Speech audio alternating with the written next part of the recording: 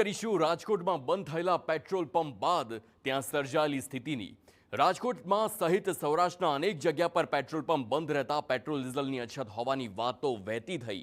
તે વચ્ચે ઘણા પેટ્રોલ પંપ જે શરૂ છે તેના પર લોકો મોટી સંખ્યામાં પેટ્રોલ પુરાવવા ઉમટી પડ્યા। ત્યારે વાહન ચાલકોમાં પણ હાલ એવો ડર છે કે શું રાજ્યમાં પેટ્રોલની અછત સર્જાઈ છે।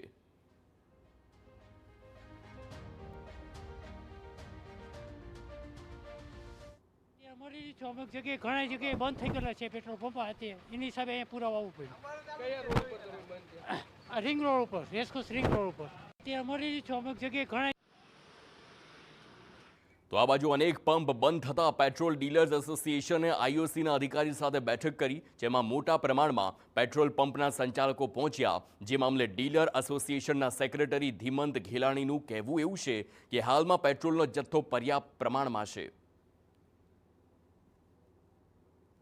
કોઈ જાતની ચિંતા કરવાની જરૂર નથી, સફિશિયન્ટ સ્ટોક છે।